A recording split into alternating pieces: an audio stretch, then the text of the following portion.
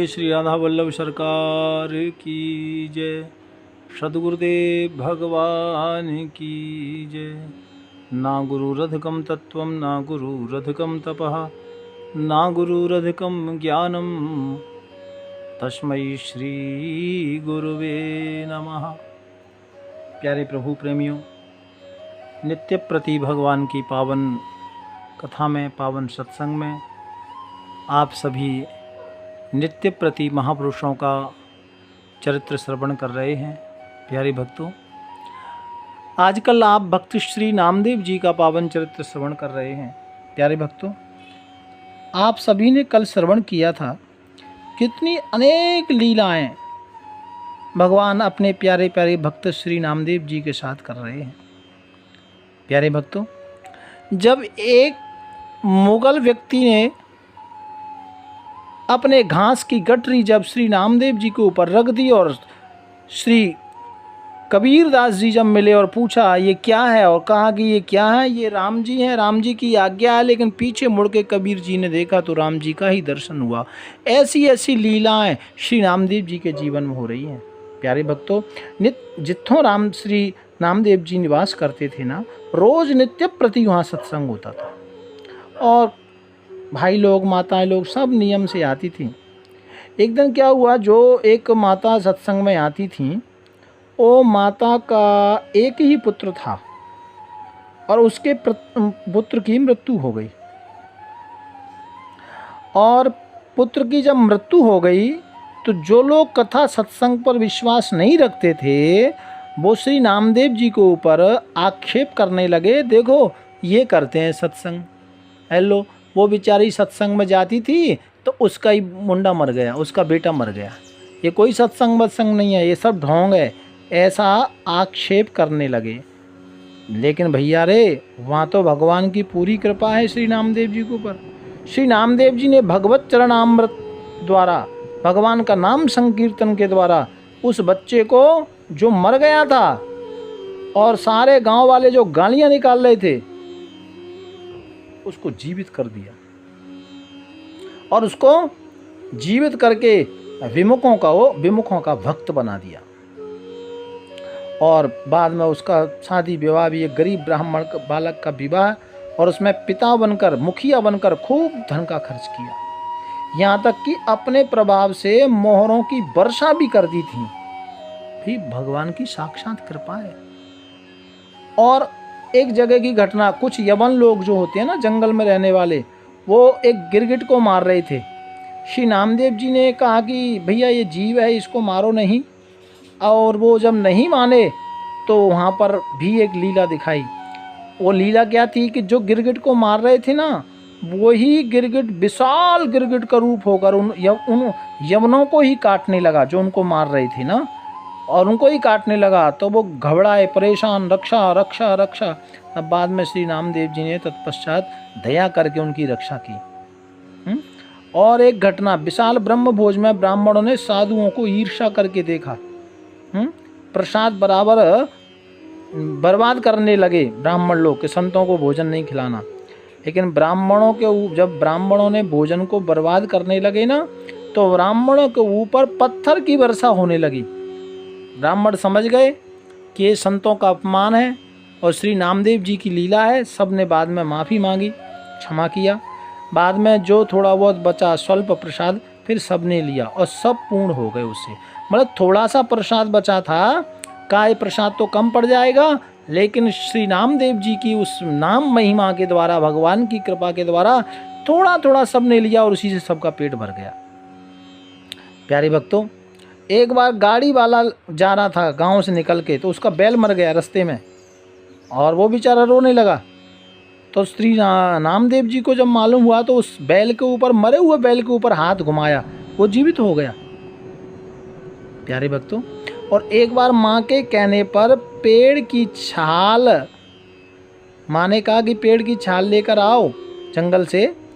तो जब वृक्ष में कुल्हाड़ी मारी ना छाल लेने के लिए, तो नामदेव जी ने कहा, अरे मैंने वृक्ष की छाल ली है, तो बड़ा दर्द होता होगा पेड़ को। तो जैसे पेड़ में कुल्हाड़ी मारी ना, वैसे ही कुल्हाड़ी अपने पैर में भी मारी, अनुभव किया कि कितना कष्ट होता है। देखो कैसी कैसी संतों की लीला है, क्योंकि वृक्षों के यहाँ भी तो प्राण होते हैं ना। तो श्री नामदेव जी ने अपने पैर में कुल्हाड़ी मारकर चेक किया कि इसमें कितना कष्ट होता है। ये है संतों की महिमा प्यारे भक्तों। इसलिए प्रकृति की हर चीज का सम्मान करना चाहिए। और श्री नामदेव जी की पत्नी का जो नाम था राजाई, राजाई ने गरीबी दूर करने के लिए उनकी एक सहेली थी परिशा, परिशा भागवत की पत्नी थी। उनके पास एक पारसमणि थी, उस पारसमणि को लेके आ गई श्री नामदेव जी की पत्नी, और कुछ सोना बनाने के, थोड़ा लोहे से सोना बनाया, पारसमणि थी, वापस कर दिया। लेकिन श्री नामदेव जी को जब मालूम पड़ा तो पारसमणि को लेकर के चंद्रभागा नदी में डाल दिया। और सहेली के सामने जब सहेली ने मांगा कि मेरी पारसमणि दो, तो कहा पारसमणि तो मेरे पति ने नदी में डाल दी। नामदेव जी के पास जब सूचना आई कि आपने पारसमणि डाल दी, वो वापस दो, तो नामदेव जी उस जिनकी वो मणि थी ना, भागवत की पत्नी जो मणि थी इसकी, उसको नदी किनारे ले गए और उस नदी में से हजारों मणियाँ श्री नामदेव जी ने निकाल ली और कहा पसंद देख लो आपकी कौन सी वाली है, तो वो ले लो। बाद में जो अहंकार था वो दूर किया। फिर श्री नामदेव जी ने दीन दशा देखकर भगवान केशव सेठ का रूप धारण करके अपने पत्नी को मोहरों, जो सोने की मोहरें थीं, उनकी थैलियां दे गए और उससे खूब संपूर्ण धन संत सेवा में लगाया। प्यारे भक्तों, श्री नामदेव जी के 4 पुत्र हुए, नारा, विठा, गोंदा और महादा। और इनकी पुत्र वधू जो थी लाड़ाई, गोड़ाई, ऐसाई और शाखराई थी। और एक पुत्र का नाम गोपाल था और पुत्री का नाम लिम्बाई था, यानी गोपाली भी प्यार से कहते थे। तो ये जो पुत्री थी लिम्बाई, ये ठाकुर जी को बहुत प्यार करती थी, ठाकुर जी के पास खूब नाचती थी, खूब संकीर्तन करती थी। प्यारे भक्तों, इनका विवाह हो गया था, लेकिन ससुराल वाले भगवत विमुख थे, तो वहाँ संकीर्तन की कीर्तन, नाचना गाना वो ससुराल वालों को अच्छा नहीं लगता। ये गोपाली जो थी ना, वो अपने पिता के घर में ही आ जाती थी श्री नामदेव जी के में। और एक दिन स्वयं भगवान गोपाल का रूप धरकर गए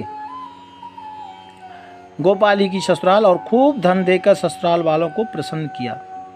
और बाद में फिर गोपाली को भी लेके आए, यानी इनके ससुराल वाले भगवान को लगा कि ये लोग क्यों दुखी हैं, तो ससुराल वालों को खूब धन दिया। बाद में गोपाली को भी वहाँ छोड़ के आए, खूब वैभव उनके घर में आनंद आया। प्यारे भक्तों, बाद में पता चला कि ये गोपाली बाई को भगवान ही लिवा कर लाए हैं। प्यारे भक्तों, और एक श्री नामदेव जी की दासी थी, सेवादार, और वो आप श्री का नाम था जनाबाई। ये करीबन 1 वर्ष पहले मैंने ये कथा सुना चुका हूँ। जनाबाई, जिनको स्वयं भगवान विट्ठलनाथ ने जिनके साथ में चक्की चलाई थी।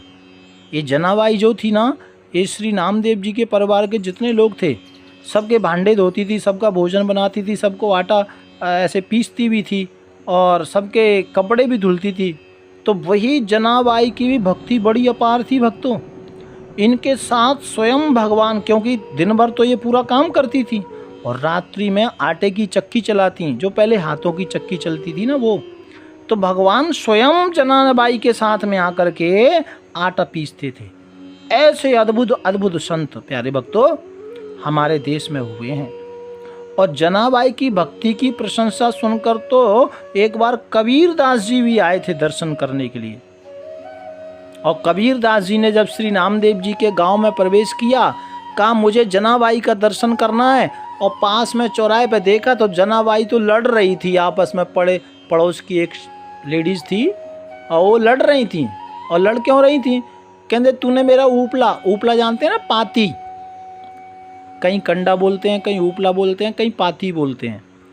तो कहा इसने मेरी पाती ली है, मेरे कंडे को चुरा लिया, इसने मेरे कंडे को चुरा लिया। तो कबीरदास जी ने कहा कमाल है, मैंने तो बड़ा नाम सुना था जनाबाई का, लेकिन ये कैसी जनाबाई जो अपने कंडों के लिए, गोबर के जो कंडे हैं ऊपला, उनके लिए लड़ रही है। अरे ये कैसी भगत है। तो कंडों की चोरी के लिए वो झगड़ा कर रही। कबीरदास जी ने कहा अरे भैया तुम्हारा तो बड़ा नाम सुना है, कंडा उसने चुरा लिए तो तुम पहचानोगी कैसे। तो जनाबाई ने कहा कि मैं अपने कंडे पहचान लूँगी। कैसे पहचानोगे। जनाबाई ने कहा मेरे प्रत्येक कंडे से जय विट्ठल जय विट्ठल जय विट्ठल की आवाज़ आती है। कबीरदास जी ने पास में गए और ऊपलाओं के कंडों के पास में कान लगाकर सुना तो सचमुच सचमुच भगवान की धुनी निकल रही थी, जय विट्ठला जय विट्ठला जय विट्ठला। कंडे छांट कर अलग अलग कर दिए गए। श्री कबीरदास जी ने जनाबाई की भक्ति को देखकर प्रणाम किया, नतमस्तक हो गए। कमाल है, ऐसी भी कोई भक्तानी जिसके ऊपड़ा कंडा चक्की आटा साहब जय विट्ठल बोलता है? जड़ भी चेतन का काम कर रही है। और भैया प्रणाम किया। मकान बनाते समय बहुत से लोग मर गए थे, चोखा मेला, और चोखा मेला में वहाँ एक भक्त के मर जाने पर और उनकी हड्डी से भी भगवान का नाम निकलता था। जो श्री नामदेव जी के सानिध्य में आया और उस पर ही भगवान ने बड़ी कृपा की। प्यारे भक्तों, और अंतिम समय में श्री नामदेव जी ने भगवान की पौड़ी यानी सीढ़ी के पास खड़े होकर संतों को प्रणाम करके भगवान नाम उच्चारण करते हुए 80 वर्ष की उम्र में और संवत 1407 में सदा के लिए प्रभुपाद पद्मों में समर्पण किया, भगवान के श्री चरणों में पहुंच गए। प्यारे भक्तों, श्री नामदेव जी के मन का प्रबोध एक ही निवेदन था, भगवान का नाम। गोविंद गुना गोपाल गुना, गाय ले रे गोविंद गुना। हर व्यक्ति को यही कहते, ऐसो समय बहुर नहीं पे है, फिर पचते है मेरे मना। गोविंद गोपाल गुना, गोविंद गुना गोपाल गुना। श्री नामदेव जी कहते भैया ये समय बार बार नहीं आएगा, जितना नाम राम राम राम श्याम नाम जो रटना है रट ले। गोविंद गुना गोपाल गुना, गाय रे गोविंद बिना। और जिस दिन तुमको तन मन धन दीनो नयन नासिका मुख रसना, जिसने आपको सब कुछ दिया है, हाथ दिए, पैर दिए, आँख दिए, नाक दिए, मुख दिया, जीभ दी, तो उस भगवान को निरंतर भजे। जाको रचत मास 10 लागे, ताही न सुमरे एक छिना। अरे जिस शरीर को बनने में 9-10 महीना लग गए माँ के गर्भ में, और बाहर आने पर, जीवन जीने पर, उसी शरीर से 1 मिनट के लिए भी हम भगवान का नाम नहीं लेते, ये अच्छी बात नहीं है। संत श्री नामदेव जी कहते हैं ये शरीर बड़े भाग्य से मिला है, जितना हो सके भगवान के नाम को गाओ। बालापन हंस खेल गमाया, तरुण भये तब रूप घना। बाल्यावस्था तो खेल कूद में, तरुण युवा में तो रूप मस्ती में, यौवन में भटक गए, और वृद्ध भये पर आलस उपजे, उठ गए हाट कछु न बना। और जब वृद्धावस्था आती है ना, तो लोग कहते हैं ना कि हाँ भजन करेंगे, बुढ़ापे में करेंगे। तो भैया बुढ़ापे में भजन नहीं होता, बुढ़ापे में तो शरीर में रोग लग जाते हैं, नाम जपने में आता ही नहीं है। इसलिए अभी से जपो। अधम तरे अधिकार भजनते, जे जे आए हरि शरणा। ए भैया, अधम से अधम, नीच से नीच आदमी तर गया कौन? जो भगवान की शरण में आ जाता है, जो नाम की शरण में आता है। ना मानो तो साख बताऊं, अजामिल गण का सदना। वो कहते हैं कि आपको विश्वास नहीं है, देखो अजामिल गणी का सदन कसाई कितने तर गए भगवान की सेवा से। धनयोवन अंजुल के जल जस, घटत जात पल छिन ही छिना। अस जिय जान भजो रघुनंदन, नाम देव आयो हरि शरणा। भैया रे, जैसे अंजलि में अपन जल लेते हैं ना, हाथों की अंजलि में, तो वो जल हाथ में रुकता नहीं है, एक एक बूंद करके पूरा जैसे घट जाता है, खत्म हो जाता है।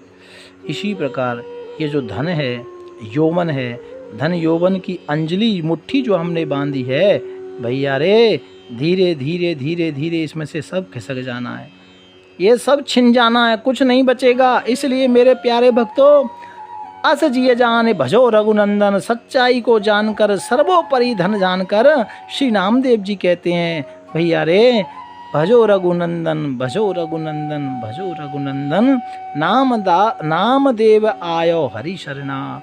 भगवान की शरण में आइए, यही प्रयास है। प्यारे भक्तों, प्रातस्मरणीय, अनिर्वचनीय, अनिर्वर्णीय, परम पूजनीय श्री नामदेव जी महाराज के सादर चरणों में बार बार प्रणाम करते हुए अपनी वाणी को विराम देता हूँ। हम सब की ओर से श्री नामदेव जी के चरणों में, ठाकुर जी के चरणों में बार बार प्रणाम। अगला चरित्र हम आगे श्रवण करेंगे। भाव प्यार से राधे राधे राधे।